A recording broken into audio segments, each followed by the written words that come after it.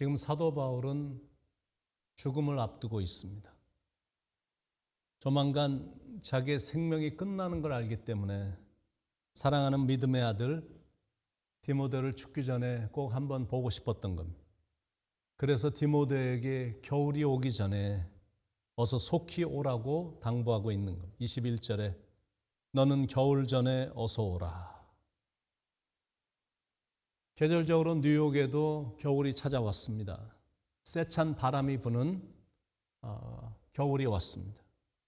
이런 변화되는 자연의 계절을 보면서 인생도 계절처럼 변해지는 걸 느끼며 어떻게 인생의 겨울을 맞아야 되는지 이 본문을 통해서 같이 영적인 교훈을 받기를 원합니다.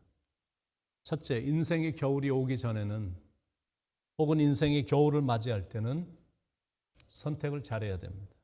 10절에 데마는 이 세상을 사랑하여 나를 버리고 데살로니가로 갔고, 데마는 처음엔 신실한 바울의 동역자였습니다.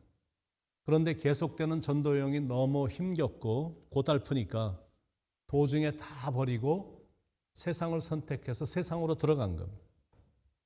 여러분, 세상을 선택하는 건 나중에 땅을 치며 후회할 일입니다.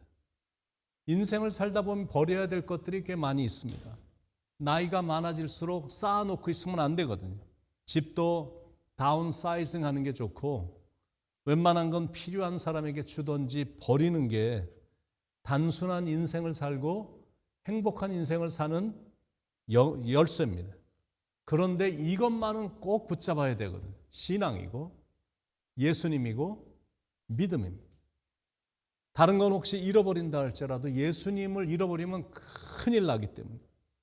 그리고 일이 제대로 안 된다고, 자기 뜻대로 일이 안 된다고 14절에 나오는 알렉산더란 사람처럼 예수님을 대적하거나 원망하거나 불평하는 사람이 돼서는 결코 안 된다라는 거예요. 가끔 보면 예수 믿다가 교회를 욕하고 세상을 선택해서 나가는 사람들이 있습니다.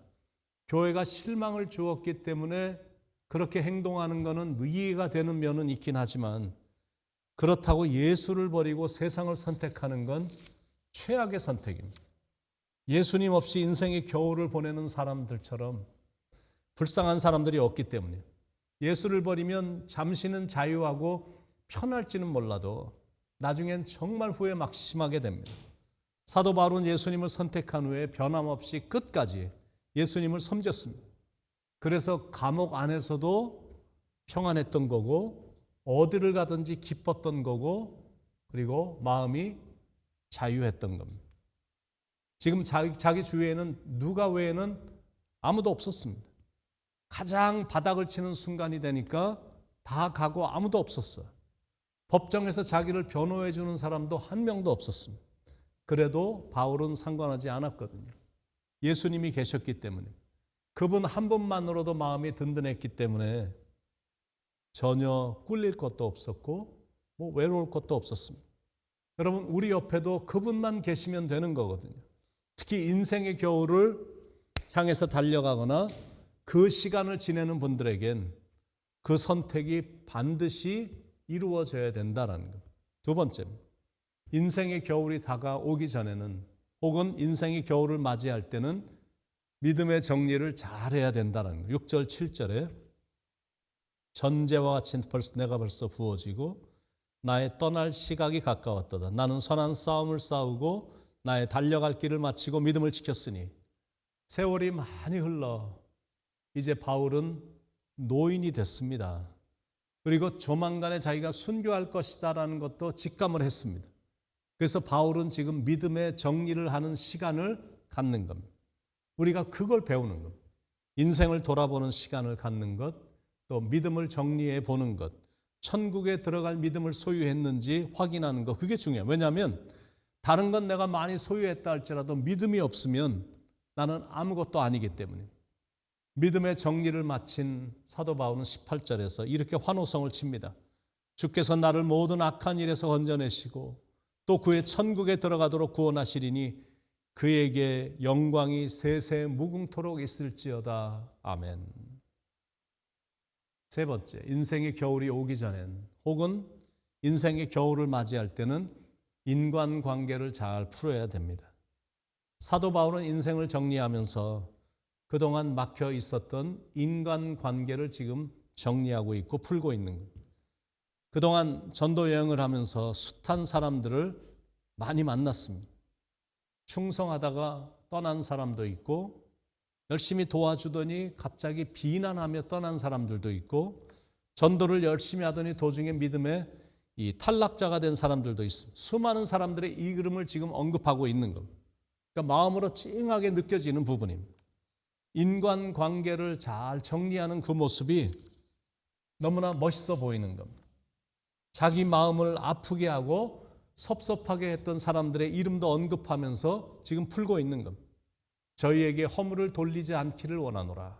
16절에 내가 처음 변명할 때 나와 함께 한 자가 하나도 없고 다 나를 버렸으나 그들에게 허물을 돌리지 않기를 원하노라.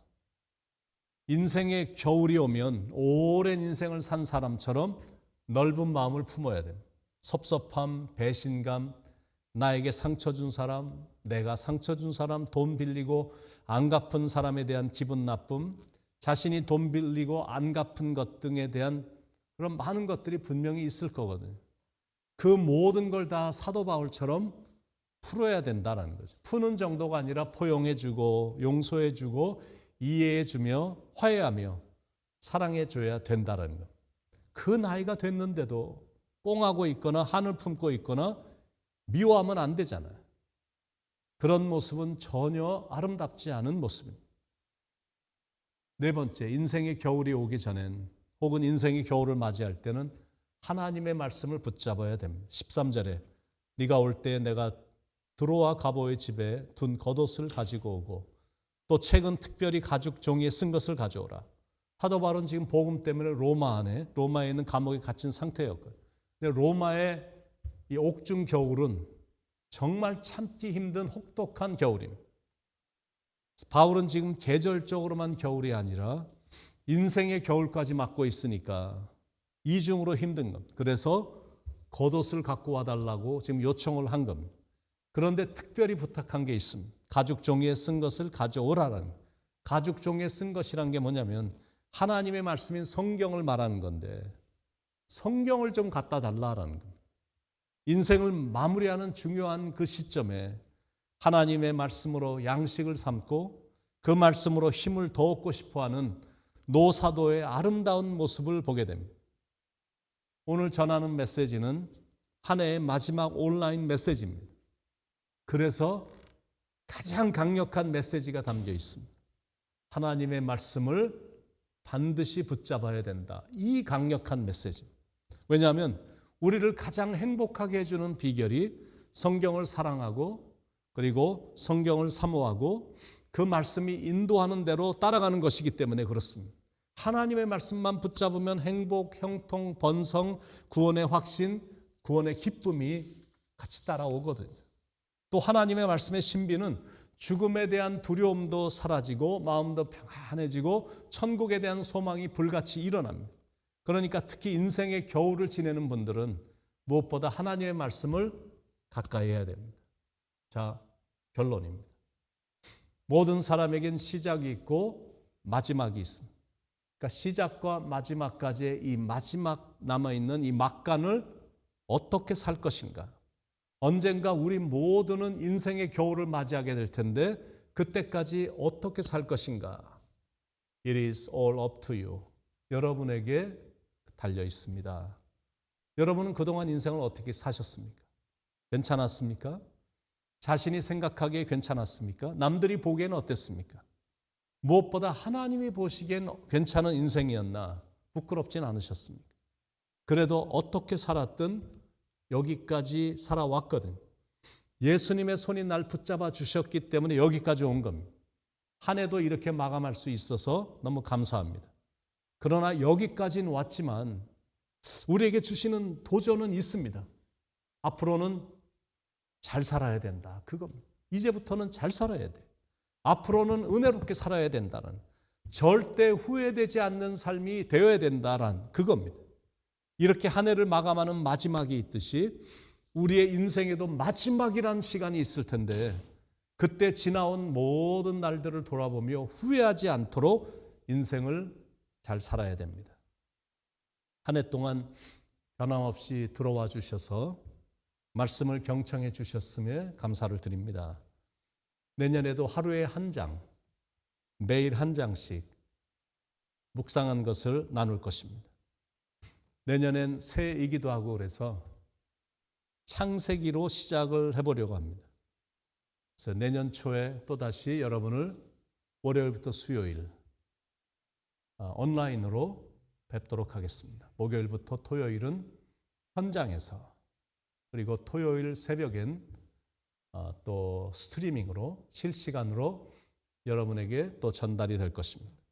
올해도 마무리를 잘 하시고 가슴이 벅찬 심정으로 대망의 새해 2022년도를 맞이하시길 알파와 오메가가 되시는 예수님의 이름으로 간절히 축원을 드립니다.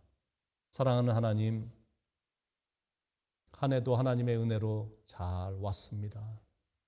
여기까지 인도해 주신 에베네셀의 하나님, 그러나 앞으로도 장래에도 인도해 주실 여호와 니시 되시는, 여호와 이레 되시는 하나님을 찬양합니다. 의지합니다. 하나님을 붙잡습니다. 하나님의 말씀을 붙잡습니다. 그래서 한 해도 잘 말씀으로 마무리하게 하시고 내년에도 새해에도 말씀으로 반드시 승리할 수 있도록 인도해 주시옵소서. 우리와 늘 함께해 주시고 사랑과 은혜를 아낌없이 부어주시는 예수님의 이름으로 간절히 기도드립니다. 아멘.